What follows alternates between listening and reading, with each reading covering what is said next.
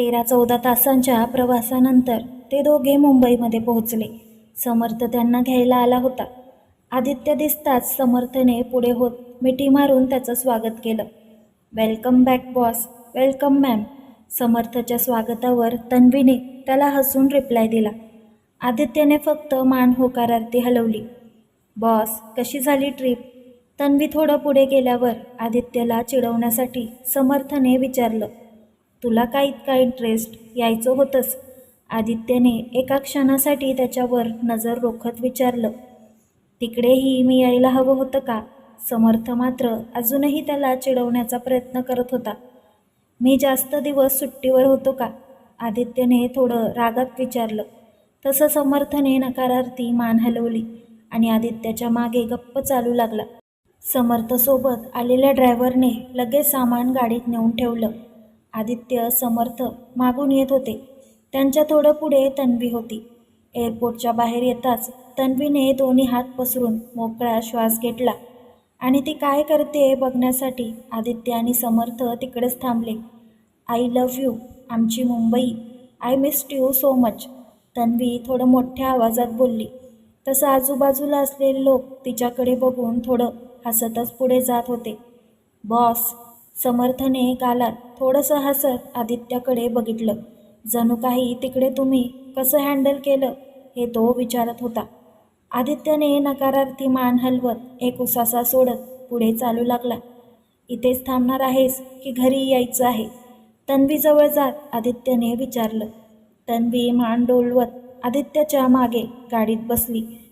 मी उद्यापासून ऑफिसला येतोय. गाडीत बसल्यावर आदित्यने सांगितलं. Okay boss. समर्थ म्हणाला. समर्थ पुढे बसला होता तर आदित्य आणि तन्वी मागे बसले होते. आज तर मी ना खूप वडापाव खाणार आहे. तिकडे किती मिस केलं मी वडापावला. बाहेर बघत एका वडापावच्या स्टॉलकडे बघत तन्वी पुटपुटली. यू नो वॉट, कुठेही गेलं ना तरी इथे जी मजा आणि आपलेपणा वाटतो तो कुठेच नसतो. तन्वी तिच्याच विश्वात स्वतःशी बोलत होती. Will you just keep quiet? Aditya डोळे बंद करून सीटवर डोकं टेकवत बोलला. तन्वीने त्याच्याकडे बघत खांदे उडवले आणि बाहेर बघू लागली. मॅम, ते बॉसना फ्लाईटचा खूप त्रास होतो. त्यात आता इतक्या तासांचा प्रवास. समर्थने तन्वीला सांगितलं. तन्वी दाखवत नव्हती पण तिचं लक्ष होतं त्याच्याकडे. त्याने तिला जान्हवीबद्दल सांगितलं होतं पण अजूनही त्या दोघांच्या मनात मात्र तेच चालू होतं. आदित्यने सांगितल्यापासून तो जरा जास्त शांत झाल्याचं तन्वीला वाटत होतं. घरी आल्या आल्या आईसाहेबांनी त्या दोघांची नजर काढली. आदित्यला तसलं काही करायची इच्छा नव्हती पण फक्त आईसाहेबांच्या शब्दाखातर तो तिकडे उभा होता. आदित्य आत आल्या आल्या त्याच्या रूममध्ये निघून गेला. आईसाहेबांनी त्या दोघांवरून पाणी उतरवून काढलं तेव्हा ती आईसाहेबांच्या पाया पडली होती. पण आता बाकीच्यांच्या पण पाया पडायचं का हा प्रश्न तिच्या समोर होता. टीव्हीमध्ये एकदा बघितलं होतं, सर्व नवीन सुना बाहेरून फिरून आल्यावर घरच्यांच्या पाया पडतात. म्हणजे मलाही पाया पडावं लागेल. चला तन्वी मॅडम, पाया पडायला तयार व्हा. वाका खाली. तन्वी दरवाजातच उभं राहून स्वतःशीच विचार करत मनातच बोलली. अगं तनू, आत ये की. कसला विचार करतेस? आईसाहेब तिला आत बोलवत बोलल्या. आधी ती इथे आल्याने तिचं स्वागत आधीच झालं होतं. आता आईसाहेबांनी बाहेरून आली म्हणून फक्त तिची नजर काढली होती. हो हो, आलेच, तन्वी बोलली आणि आत आली. ड्रायव्हरने त्यांचं सामान आणून हॉलमध्ये ठेवलं. हे दोघं स्वित्झर्लंडला गेल्यावर 2-3 दिवसातच बाकीचे सर्व मुंबईला आले होते. तन्वी आत येताच आबासाहेबांच्या पाया पडायला वाकली. राहू द्यात, आम्हाला माहीत आहे तुम्हाला हे असलं काही आवडत नाही आणि त्याची गरजसुद्धा नाही. तुम्ही आमच्या मित्राच्या मुलगी आहात, म्हणजे आमच्या मुलीसारख्याच. तन्वीच्या डोक्यावर हात ठेवत आबासाहेब बोलले. तसं तिला थोडं बरं वाटलं. ए वहिनी, तू माझ्यासाठी काय गिफ्ट आणलंस? अनुष्काने तन्वीचा हात पकडून तिला बाजूला ओढत विचारलं. अनुष्काच्या प्रश्नांवर आईसाहेबांनी मात्र तिला डोळे वटारून रटावलं. ही बघ, पूर्ण बॅग तुझीच आहे. डोळे मिचकावत तन्वीने एक बॅग पुढे केली. लव्ह यू वैनुडी. अनुष्का तन्वीला मिठी मारत बोलली. तू दिलेल्या लिस्टबद्दल मी अजिबात आईसाहेबांना नाही सांगणार. तन्वी हळूच अनुष्काच्या कानात बोलली आणि डोळे मिचकावतच बाजूला झाली. थँक्यू. अनुष्का पण थोडं हसतच बोलली. तुमचीच कमी होती तीही पूर्ण झाली. सर्वांनी शेफारून ठेवलंच आहे. आता तुम्ही पण तेच करा. आईसाहेब तन्वीला खोटं खोटं ओरडत होत्या. अनुष्का आणि तन्वी मात्र खाली बघून दात काढत होत्या. फ्रेश होऊन या. भूक लागली असेल ना, मग आराम करा. आदित्यला सुद्धा खालीच बोलवा. आईसाहेब बोलल्या. तन्वीने खाली बघूनच मान हलवली आणि तिच्या रूममध्ये जायला निघाली. तन्वी तिच्या रूममध्ये आल्या आल्या तिने एक नजर पूर्ण रूमवर फिरवली. तिकडे कोणीच नव्हतं. आदित्य फ्रेश व्हायला गेला असेल असं समजून ती बाल्कनीत जाऊन उभी राहिली. 5 मिनिटं झाली तरी तो बाथरूममधून बाहेर आला नव्हता. आदित्य तिच्या खूप वेळ आधी आलेला, तरी अजून तो बाहेर कसा आला नाही म्हणून ती बाथरूमच्या इथे आली. कदाचित हलकं व्हायला वेळ लागत असेल. स्वतःशीच बोलत तिने खांदे उडवले. तिकडे सोफ्यावर बसून ती फोनमधले काही फोटो बघत बसली. अरे यार, किती वेळ. थोड्याच वेळात तिला कंटाळा आला. तसं ती स्वतःशीच वैतागत बाथरूमच्या इथे गेली. तिने त्याला आवाज दिला पण काहीच रिप्लाय नाही. शेवटी वैतागत तिने दरवाजा नॉक करायला गेली तर दरवाजा उघडाच होता. अरे हे, इथेही नाहीत, मग कुठे गेले? आजूबाजूला बघत ती स्वतःशीच पुटपुटली. जाऊ देत, मला काय करायचंय. खांदे वर करून ती स्वतःशीच बोलत फ्रेश होऊन खाली निघून आली. आईसाहेब ते आदित्य रूममध्ये नाहीत. त्यांचा फोन ते रूममध्येच ठेवून गेलेत. डायनिंग टेबलवर बसत तन्वीने सांगितलं. गेले असतील त्याच्या आवडत्या ठिकाणी, आईसाहेब बोलल्या. म्हणजे कुठे? न कळून तन्वीने विचारलं. त्याची स्टडी रूम. कितीही थकले असले तरी ते तिकडे जाऊन बसतात कधीतरी. तुम्ही तुमचं खाऊन घ्या, मी अनुष्काला पाठवते त्यांना बोलवायला, आईसाहेबांनी सांगितलं आणि अनुष्काला आवाज देऊन बोलावलं. आईसाहेब, तन्वी म्हणाली. काय झालं, काही हवं आहे का? आईसाहेबांनी विचारलं. ते मला आहो जाओ नका बोलू ना, कसं तरी होतं. तन्वी कचरत बोलली. आम्हाला सवय झाली आहे त्याची, तुम्ही लक्ष नका देऊ. मी आणि तुमचे आबासाहेब फक्त असे बोलतो. बाकी अनुष्का आणि आदित्यला हे असं नाही आवडत म्हणून ते दोघे असं नाही बोलत. तुम्ही सुद्धा नाही बोललात तरी चालेल. थोडं हसून आईसाहेबांनी सांगितलं. तसं तन्वीने मान डोलावली. आदित्यला बोलवा, बहुतेक ते त्यांच्या स्टडी रूममध्ये आहेत, आईसाहेबांनी अनुष्काला सांगितलं. त्यासाठी मला काय मिळणार? अनुष्काने हसतच विचारलं. रट्टे देते या दोन, खूप आगाऊ झालात तुम्ही. जा बोलाव ना. आईसाहेब तिला खोटं खोटं रागवत बोलल्या. आबासाहेब, आईसाहेब मला मारतात. अनुष्का ओरडतच आदित्यला बोलवायला गेली. या कधीच सुधारणार नाहीत. आईसाहेब मान हलवत स्वतःशीच पुटपुटल्या. तन्वीसुद्धा अनुष्काला असं मस्ती करताना बघून गालात हसत होती. तीसुद्धा माहेरी असंच काहीसं करायची. त्या आठवणीने तिच्या नजरेत थोडाफार प्रेमाचा ओलावा आला. अनुष्का आदित्यला शोधत त्याच्या स्टडी रूमच्या इथे गेली. बाहेरूनच आवाज देऊन दरवाजा नॉक करत त्याच्या रिप्लायची वाट न बघता ती आत गेली. अनुष्का आत गेली तेव्हा तो काहीतरी लपवण्याचा प्रयत्न करत होता. उगाच लपवू नकोस, मला माहीत आहे ते काय आहे ते, पण मला सांगशील आज तुला आल्या आल्या त्याची काय गरज वाटली? अनुष्काने त्याच्या खांद्यावर हात ठेवला. यावेळी तिच्या आवाजात लहान बहिणीची भीती नव्हती, उलट एक हक्क होता, ज्या हक्काने लहान बहीणसुद्धा मोठ्या भावाची कान उघडणी करते. त्याने गडबडीत चेहऱ्यावरून हात फिरवत आपले डोळे पुसून घेतले. भाई, जान्हवीचा फोटो होता ना तो? आदित्यकडे बघत तिने विचारलं. तसा आदित्यने त्याचा चेहरा दुसरीकडे वळवला. क्षणात तिचा कंठ दाटून आला होता. जान्हवीच्या आठवणीने तिचेही डोळे भरून आलेले. भाई, आम्ही सर्व तुझ्यासमोर तिचं नाव घेत नसलो, तिचे फोटो घरात नसले ठेवले, तरी तू मात्र तिच्यासोबतचा तुझा फोटो जपून ठेवलास, हे मला माहीत आहे. पण आज तू यावेळी इथे कसा? काय करतोयस इथे? अनुष्काने शांतपणे विचारलं. काही नाही, चल. तो त्याचा जड आवाज सावरण्याचा प्रयत्न करत होता. भाई, जान्हवीची आठवण येते का? पण तुला आता जान्हवीचा फोटो बघायची गरज का लागावी? आत्ताच तू बाहेरून आला आहेस. तू वहिनीसोबत हनीमूनला जाऊन आला आहेस ना? भाई, माझ्याकडे बघ ना. भाई, तुझे डोळे बघ किती सुजले आहेत. किती रडला आहेस तू. अनुष्का थोडं अडखळत बोलत होती. याआधी तिने आदित्यला कधीच इतकं रडताना बघितलं नव्हतं. अनुष्का नेहमी अवखळ मस्ती करणारी अशीच राहिली होती. त्यामुळे तिलाही आता काय बोलावं काहीच सुचत नव्हतं.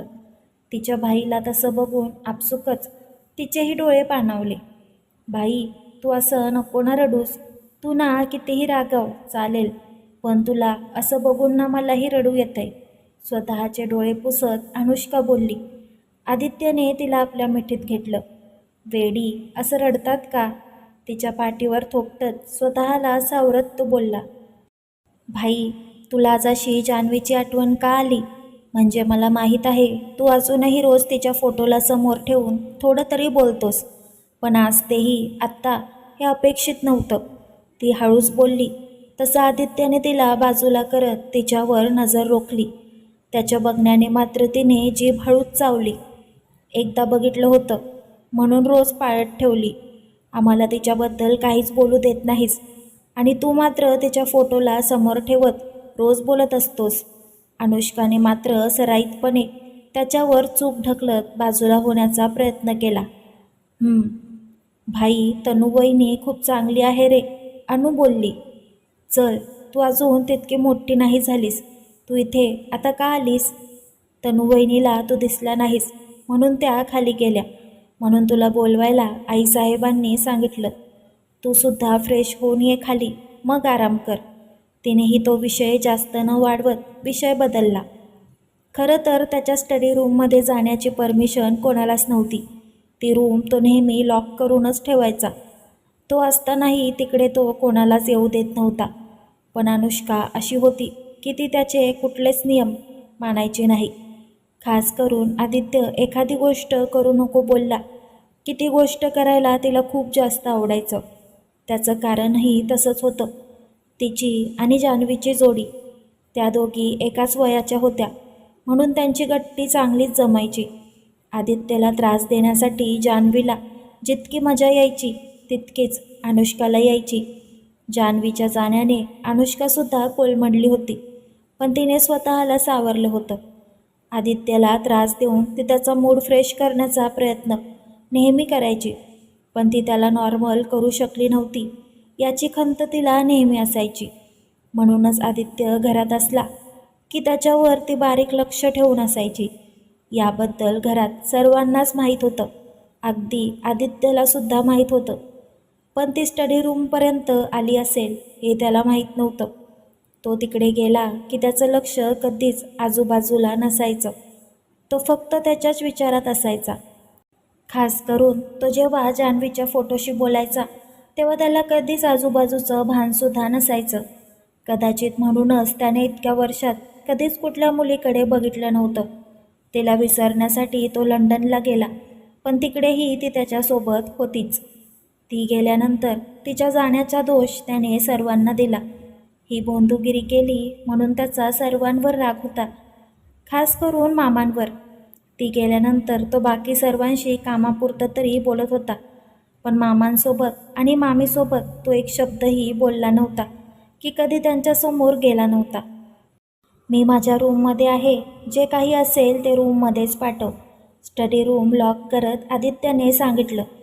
तो त्याच्या रूममध्ये गेला तर अनुष्का खाली आली. वहिनी, भाईसाठी रूममध्येच खायला घेऊन जा. घेऊन जाशील ना की किशन काकांना घेऊन पाठवू? अनुष्काने विचारलं. जाते घेऊन. आदित्य रूममध्ये आहेत का? तन्वीने विचारलं. हो. ए वैनुडी, आपण नंतर एकत्र बॅग ओपन करूयात. आता तू थोडा आराम कर, अनुष्का तिच्या रूममध्ये जाता जाता बोलली. बॅग ओपन करण्याची घाई तर तिला खूप होती, पण त्यातलं सर्व सामान तन्वीने दाखवावं असं तिला वाटत होतं. आदित्याची अवस्था बघता तिने सध्या तरी त्या दोघांना एकत्र वेळ द्यावा असा विचार करून तिला जाऊ दिलं होतं. तन्वी रूममध्ये आली तेव्हा आदित्य नुकताच फ्रेश होऊन आला होता. कमरेला टॉवेल गुंडाळून एका हाताने केस पुसत होता. तन्वी आल्याचं त्याने आरशात बघितलं होतं. तन्वीने सुद्धा त्याचे लाल झालेले डोळे आरशात बघितले होते. त्याचे लाल झालेले डोळे बघून तिला कसं तरी होत होतं, पण तिने त्याकडे दुर्लक्ष करत टेबलवर ट्रे ठेवली. खाऊन घ्या, बेडवर बसत तन्वीने सांगितलं. त्याने फक्त हुंकार भरला.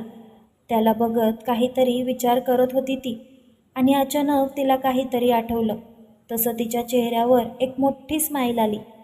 आदित्यचं लक्ष नसल्याने तिच्या चेहऱ्यावर आलेली ती डेव्हिल स्माईल आदित्यने बघितली नव्हती. अचानक एक गाणं आदित्यच्या कानावर पडलं. तसं त्याने मागे वळून पाहिलं. तन्वी हसतच ते गाणं बघत होती. आदित्य हळूहळू तिच्या दिशेने जात होता. तन्वीचं लक्ष त्याच्याकडेही होतं. जसं तो एकदम जवळ येत फोनमध्ये तिने काय लावलं आहे ते बघायला वाकला, तसं तिने फोन तिच्या पाठीमागे ठेवत त्याच्या कानात मोठ्याने ओरडली. अनुष्काला तिकडे आपण काय काय केलं, कुठे कुठे गेलो ते बघायचं होतं, तर म्हटलं ये नहीं दिखाया तो क्या दिखाया. त्याच्या विचित्र डान्सची व्हिडिओ बघत ती बोलली. तो मात्र अजूनही तिला रागात बघत होता. जा दाखव, मग मी तिला चिखलात लोळणारी म्हैस दाखवतो. फक्त तिलाच कशाला, सर्वांना दाखवतो, म्हणजे सर्वांना कळेल तन्वी देशमुख कशा आहेत. पण त्यावर कॅप्शन काय टाकू, ही तनू आणि ती पारू, कसं वाटतंय. तिचा अजून एक व्हिडिओ तिला दाखवत त्याने भुवया उंचावल्या. तसं तिचे डोळे विस्फाटले. ती हे कधी बोललेली ते तिला आठवलं. तसं तिने त्याच्याकडे बघितलं. तो तिच्याकडे बघून गालातच हसत होता. ती सहज बोललेली, पण याने ते तिला आता ऐकवलं होतं. हा व्हिडिओ तुमच्याकडे कसा, डोळे वट्टारून बघत तन्वी बोलली. तू अनुला तो एक व्हिडिओ दाखव, मी तुझी अख्खी फिल्म व्हायरल करतो. बाजूच्या खुर्चीवर बसून तो निवांत खात बोलला. यांचा मूड चांगला करण्यासाठी हा व्हिडिओ काढला, तर माझाच अजून एक व्हिडिओ बाहेर निघाला. कधीपासून मला फॉलो करत आहेत काय माहीत. यांचा फोन हॅक करायला पाहिजे. तन्वी रागातच विचार करत अंगावर घेऊन झोपली. तर आदित्य तिरप्या नजरेने तिला बघत गालात हसत होता. तर मित्रांनो, कसा वाटला हा भाग कमेंट करून नक्की सांगा. आणि आवडला असेल तर व्हिडिओला लाईक करा, शेअर करा, आणि पुढील भाग ऐकण्यासाठी आपल्या चॅनलला फॉलो करा.